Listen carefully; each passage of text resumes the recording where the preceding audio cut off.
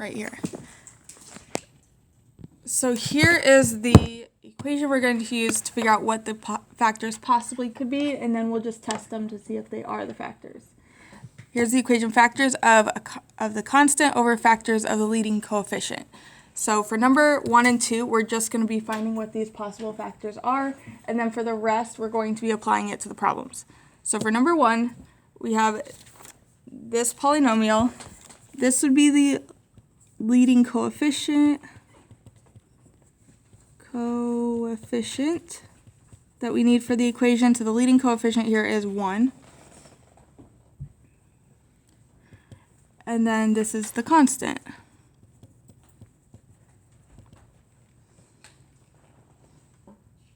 So P is the factors of the constant. The constant's 45, so a factor would be 1, technically plus or minus 1, because it could be negative 1 as well. You could divide this by 3. You could divide it by 5. It's divisible by 9, 15, and 45. And then Q in the equation is the factors of the leading coefficient, which is 1. And only 1. So what we do now is we divide all of these by 1 to get our possible factors.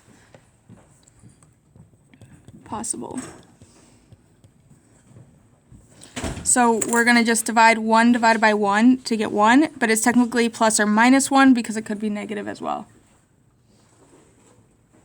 And then 3 divided by 1 would be 3 plus or minus 3. 5 divided by 1 plus or minus 5. 9 divided by 1 plus or minus 9. 15 and plus or minus 45. So these are the possible solutions or factors. Okay, now we're going to repeat that for the second one. So we have our leading coefficient. Leading co is 12, and then our constant right here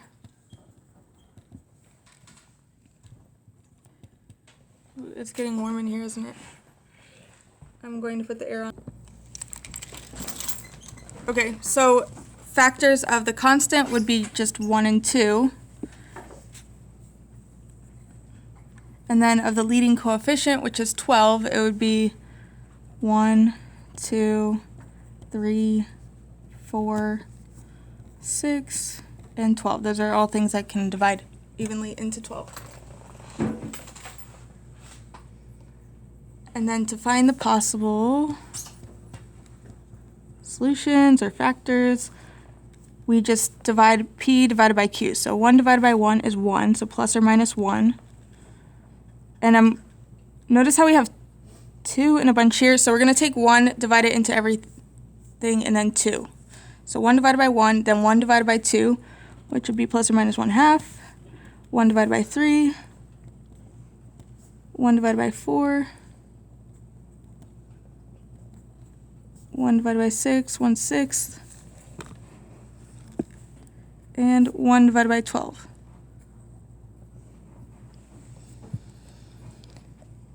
And now we need to go through and do the same thing with that second factor. So it's going to be 2 divided by 1, 2 divided by 2, 2 divided by 3, 2 divided by 4, 2 divided by 6, and 2 divided by 12. What happens, though, is we start getting doubles. So 2 divided by 1 would just be plus or minus 2. 2 divided by 2 is 1, which we already have that in our list, so we're not going to write it again. Then 2 divided by 3 plus or minus 2/3. And then 2 divided by 4 would be 1/2, which is already in our list.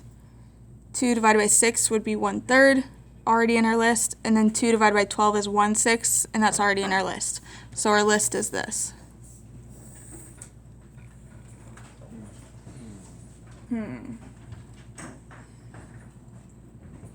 Now we just apply that to what we did yesterday.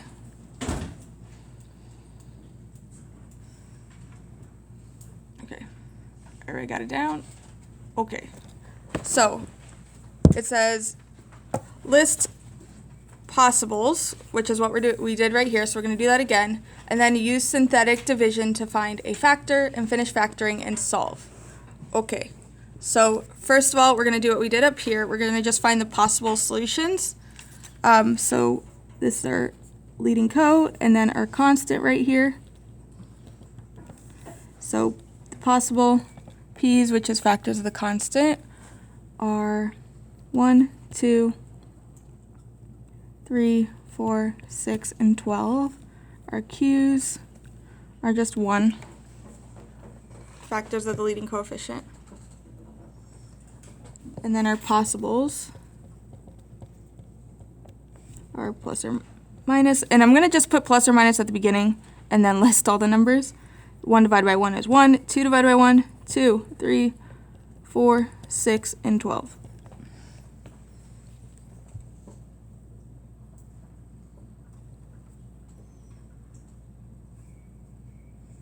Okay, these are possible factors. We're going to have to test it. If there's no remainders, then it is a factor. We're just going to start with 1.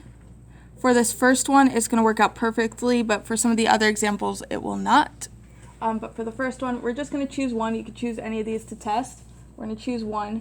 Then we're going to write out all the coefficients and divide. So 1, 7, 4, negative 12, like we did yesterday. Who's that? Hello. Don't forget to put your phone on. Yes, thank you. Okay, so now we're just doing the division we did the other day, yesterday. 1 times 1 is 1.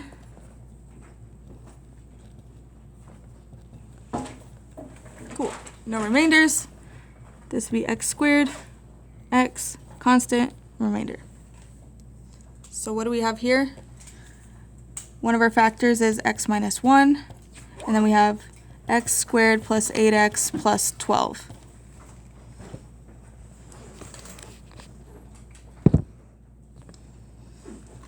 We need to factor this out now.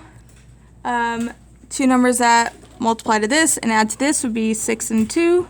So we get x minus 1, x plus 6, x plus 2. Our last step would be to set these equal to 0 and solve. So this would be x equals 1, x equals negative 6, and x equals negative 2. And these are your solutions.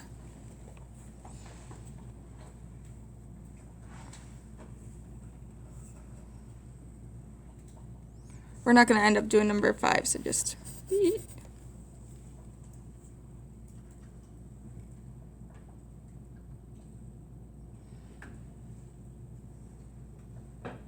Okay, number 4. Now we repeat the process. Practice it one more time. First of all, we have our leading co and our constant. For p's, factors of the constant would be 1, 2, 5, and 10. Factors of the coefficient would just be 1. Then, so our possibles are plus or minus. 1 divided by 1 is 1, 2 divided by 1 is 2, 5 divided by 1, and 10. And then we just choose one of these numbers and test it and see if it goes in evenly. So I'm going to just choose one like I did before. I'm going to list out all the coefficients here.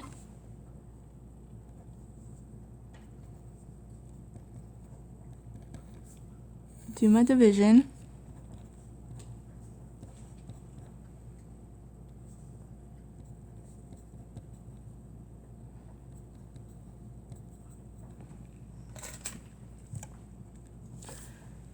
We got a remainder.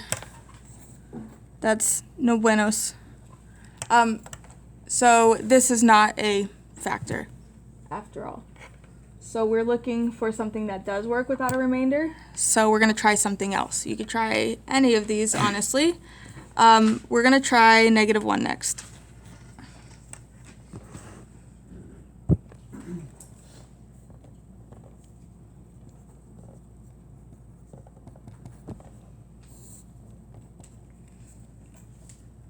1 times -1.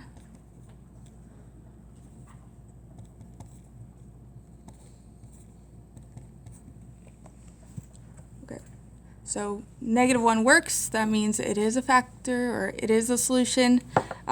So now we're going to continue with the problem. We get x plus 1, x squared, remember this x squared, x and the constant, minus 3x minus 10.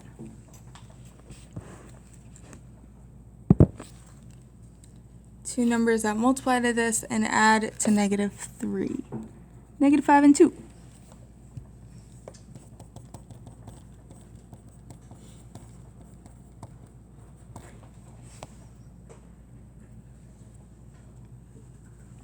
So x plus 1 equals 0.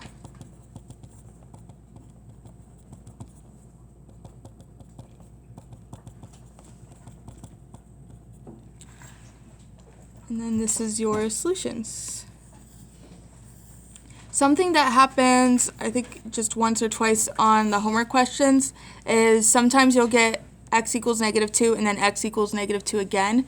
In that case, your solutions would just be like -2, 5. Like you wouldn't write it twice. But that's it. Most of the homework questions you'll get, just because there's more of them in the bank, is these, where you're just listing out the possibles. Then there might be 1 or 2 that are like this, but I kept them pretty simple like they are here.